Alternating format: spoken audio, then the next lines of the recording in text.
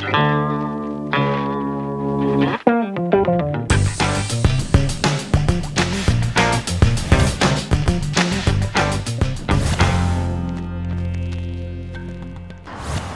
and welcome to Lagos Parliament. I am Abimbola Agbebi. The last few weeks have seen lawmakers in the Lagos State House of Assembly engaging in constituency activities while the House's recess lasts. In the midst of all this, the lawmakers are not losing sight of the upcoming primary elections that will be taking place across the country as the 2019 general election draws near. We spoke with some of the legislators who shared their thoughts on youth involvement in the coming polls, the need to shun violence, among other issues.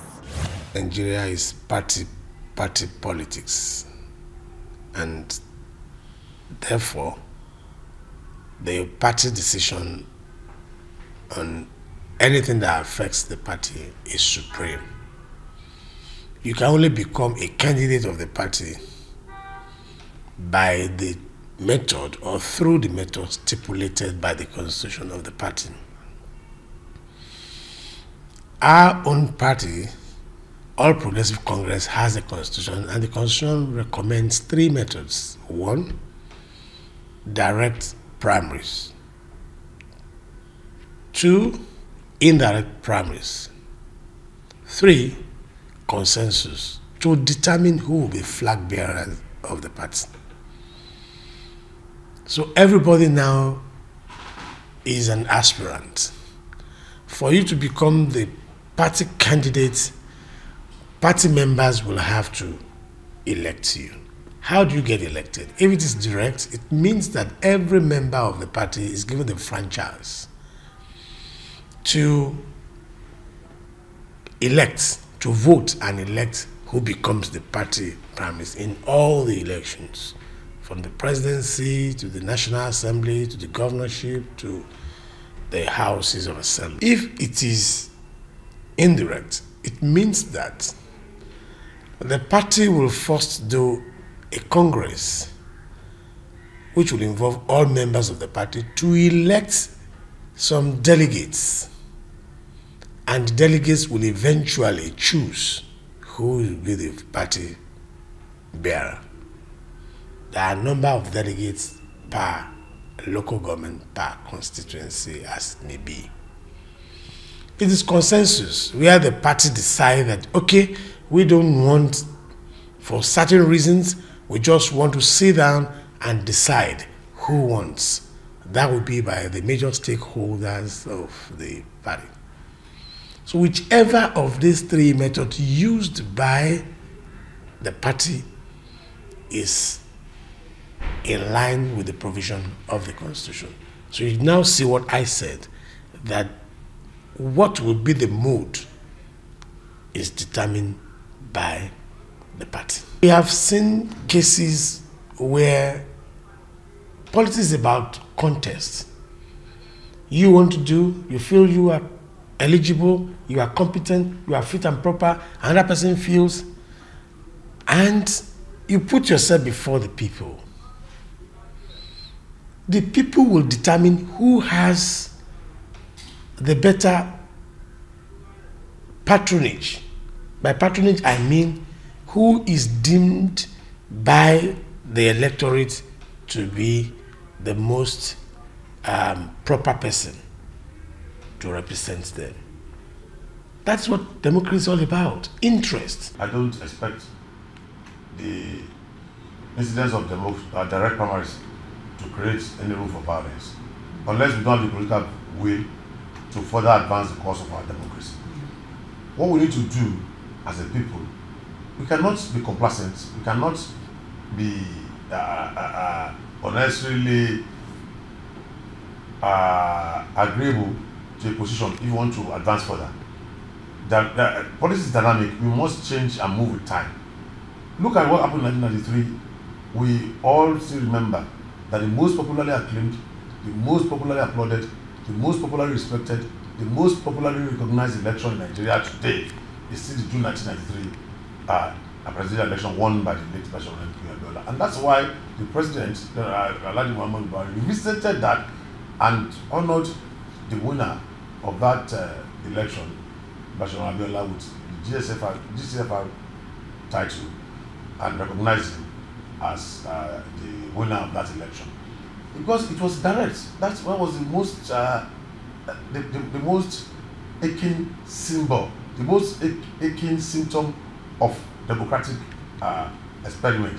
We saw a situation where people queued behind the posters of their preferred candidates or aspirants, as the case may be. So in this case now, we having this thing in our party should not, engender any violence, because of course, ordinarily as party members, we do decide on issues by way of voting in our parties, in our wards, in our local government areas from time to time. So this is not something that is generic, this is not something that is new, this is not something that is aberrative, this is not something that is exactly novel to us. So this is something that we do from time to time, but because it has to do with representation, and because it has to do with representation, we must give credibility to our electoral process. We must allow the Western world especially, and the whole wide world, to know that we are not in the jungle like some people fear that we are. That we are not just quoting militarism in some forms and call it democracy. We must advance our democracy further to see that we entrench the tenets and make it as full-fledged as possible. So I believe that the youths and everybody involved in the electoral process will not unnecessarily disrupt the processes by way of violence, if whether or not it's going that way or not. And if there is violence anyway, we can trace such violence to anybody who we know is likely to lose the election. So to somebody who has done his own work, who has courted the electorate, who has sold himself to the party members, who have no fear of losing, such that they wish to disrupt it. So I want us to see that we need to advance further. All of us crave democracy. We all want to eat omelette, yet we don't want to break the egg. So there's no way we can be what we want to be without sacrifice. There's no way we can be what we want to be without allowing other people to air their views. When we continue to load ourselves over others, what's the difference of what we are doing to military rule that we clamored for so long before we change? So we need to actually enthrone and enforce the democracy that we want in its best form. So the truth is that nowhere in the world is the cost of democracy cheap. Not even in America that is about the best democracy celebrated over the place. You have to, even when you are a candidate of the party, or when you are put yourself forward, you need to print souvenirs. Vest caps, posters, billboards, everything, advertisement. You need to do things. You need to go around. You need to travel, even if you don't give money directly to anybody. You still need. So there's no democracy. I've been contesting elections in 1994 when I was under 40, when I was then 35 years old, and I know what I've been going through. It's not to say. So you're virtually a youth. When I started, yeah, very, very, very youthful, very under 40, clearly under 40, slightly above 30. That I've been contesting. I contested the chairmanship of Show local government in 1994 when I was 34 years old. So I know what I'm saying. Like, I will not give any money to anybody directly to vote for me or to bribe or to induce the electorate. But at the same time, I needed money to propagate myself, to promote myself, to sell out my candidature. I needed to press posters. I needed to, to mobilize my supporters to move from one point to the other to converse for me. I needed to keep them up in such a way that we will know those of them who are in our team and those who are staying us to our team. If you want to serve, it's not because you must be interested. So you put every other thing at bay and concentrate on your quest to service. If you want to serve, you want to put yourself forward, it's sacrifice. Leadership is sacrifice. Leadership is not a la carte. It's not a tea party. It's not something that they say, do you want or don't you want? It's something that you need to deny yourself a lot of personal comfort and convenience to foster. So not too young to run, not too old to run. So all of us are together. Everybody must know the watchword is sacrifice. So if you want to run for election, if people believe in you, they can raise the funds for you. People, the incumbent president, people paid for his fund the last time, 27 million. The man had no such money. We all know the frugality. We all know Buhari's lifestyle. And there's really alarm now ahead of the party decision that if you sell 55 million, I don't have it. But those of us who want him there, we probably have to contribute 5 naira, 10 naira to get him there again. If the party decides that's what they want. You see, if you say you want money, you want to do something, you have to devise means and methods to raise the money. It's not a la carte. You don't sit down. There's no armchair thing. And our youth, you see, this is what we say. And it's the bane of our current polity. It's the bane of our current society. We need a national rebirth. You know, there's no armchair business, no armchair work, no armchair ambition realized anywhere in the world. If you want to be a politician, you cannot cross your legs in the comfort of your room and expect people to help you. You need to go there to ask for their votes. You need to go there to ask for funds. You have to raise funds. Even those of us that like this, I raise funds. How will I fund my election myself? Where will I get the money from? You need to raise funds from friends, from families, from believers, from supporters, from people who admire and support you. So we cannot. The funds of politics is not something anybody is expected to raise alone, unless you are a thief. I don't know where you get it from, but if you have it, people should even suspect you. So I don't have the funds for my election now, right now. Probably I could pay for my nomination form. But after the nomination form, I'm sure I will be down. So I know I will need a lift. But I know how to get. I'm a veteran, so I know how to get my funds. I know who to approach. People fund me. That's the truth of the matter. I must give gratitude to those people who have been funding me since. Some donate materials. Right now, I must be honest with you, somebody is working on my posters. About 25,000 copies on his own cost. He only asked for my photograph. This I'm saying to God. I don't want to mention names. And some other guys, much younger than me, have volunteered to do about 300 banners for me. Some is promising a billboard. I mean, so I don't know. I don't know. These things, it depends on your credibility, on the belief people have in you. So if anybody is saying that he wants to go into his personal account to underwrite whatever costs they ask him to pay, it's a novice in politics. We should know that you need to reach out, you need to stretch out, you need to. Anyway, don't let me teach people the art of politics. I don't want to. I think I should keep quiet on that and allow people. The science and art of politics are not installed. They are learned. We learned it after about 20 something years on the job now. So I think I learned these ropes, and let everybody learn the ropes. You have to just learn the ropes. That's the truth. So let the youth be encouraged. Let them be advised. Let them be motivated to go out there, but be calculative, be empirical, be scientific. Don't do anything blindly. Now, did you know that as small as a gavel is, it is a very important object used in parliament or court of law, which is used in punctuating rulings or proclamations? A special feature this week looks at the significance of a small but vital ceremonial mallet used in the legislature. Resolution Bill 2018 be read for the first time. I so move. Say ayes. Those against the ayes have it. Mr. Clerk. The gavel is a ceremonial mallet commonly made of hardwood, typically fashioned with a handle. It is used in legislatures and courts of law. It is also used worldwide for auctions.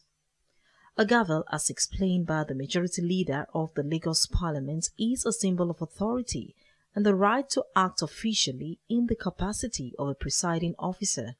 Gavel is the stamp of authority to all legislative pronouncements. The legislature make pronouncements through the head of the legislature, the Speaker or the President of the Senate. It is believed that decisions must be reached by simple majority or at times two-third majority, and that's where you have the ayes and the nays. So most of the time when issues are debated and resolution is to be taken, to be sure that it is the representative of the people that are actually making the pronouncement, or the speaker will now raise, or somebody will move a motion that I move that so should happen.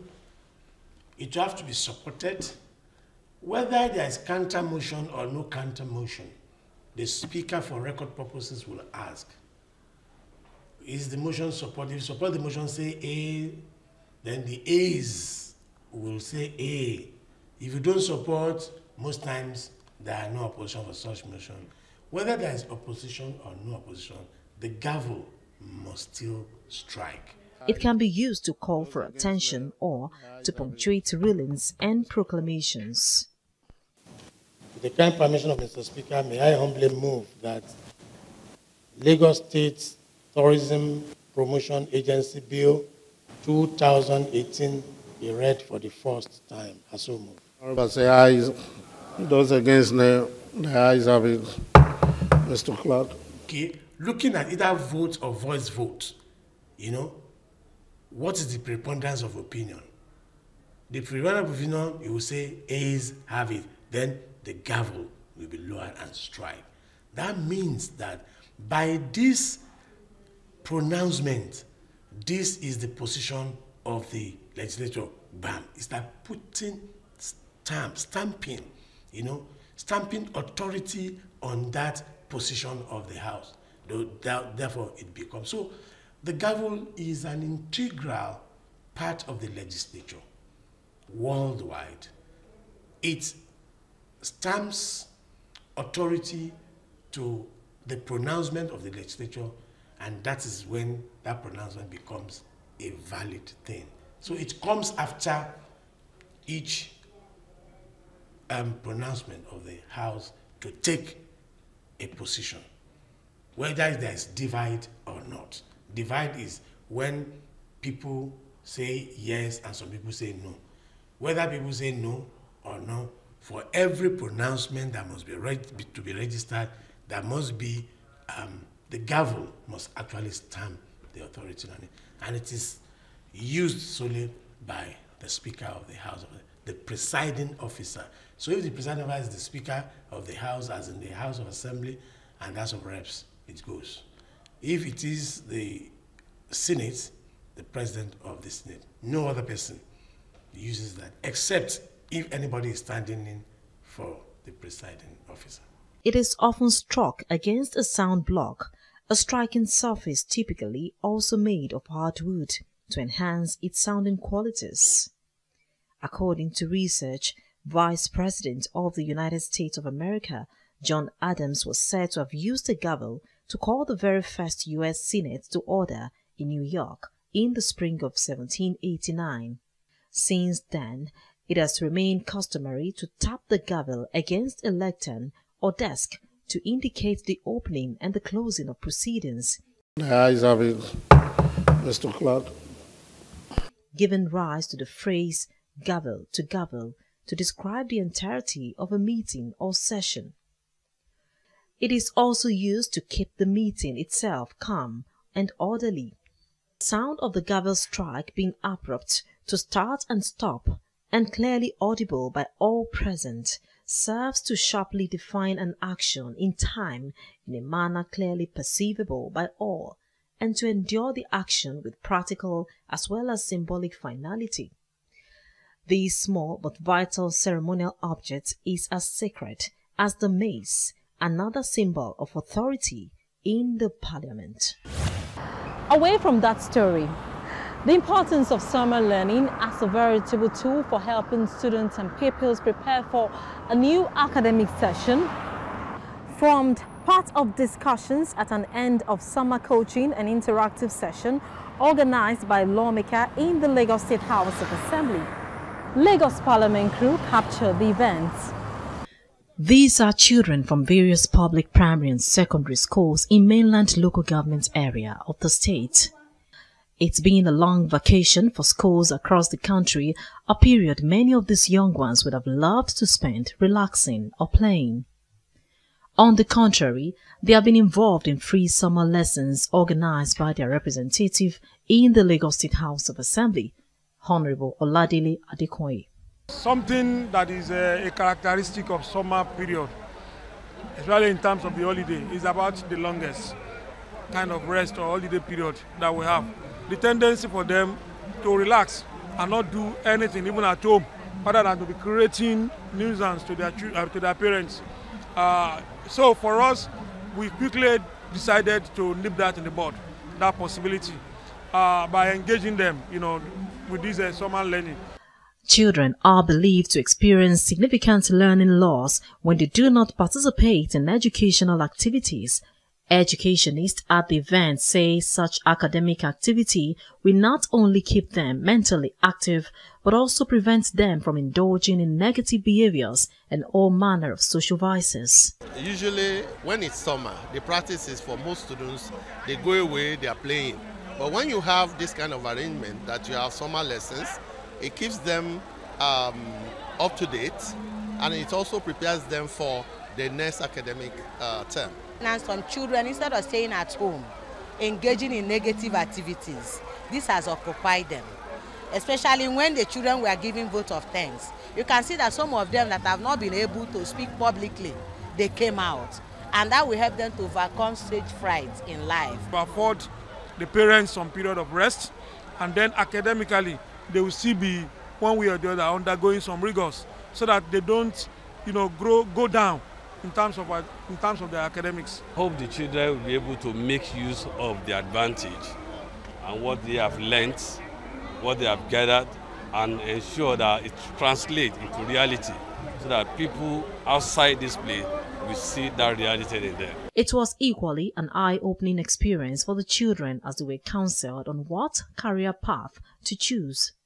Apparently armed with this information and more, the students say they are now ready to return to school. Teacher taught us understanding, and I acquire knowledge there. What I don't know in my primary school, I know it's more than that in this summer session.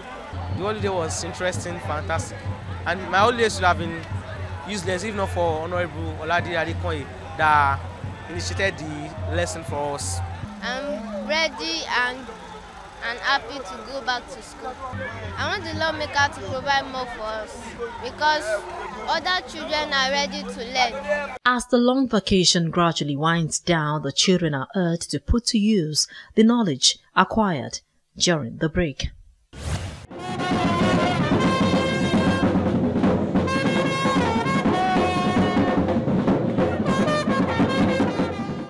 Small and medium-scale businesses in the Ikorodu area of Lagos are set to receive a boost with the move made by the lawmaker representing the area in the State House of Assembly. The lawmaker has decided to partner with the Lagos State Employment Trust Fund to make interest-free loans available for over 300 businesses in the community.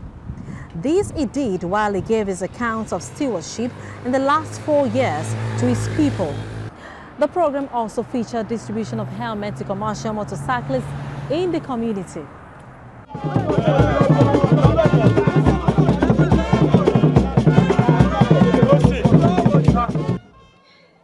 It was a colorful event that attracted the old and young within and outside the Ikorodu community.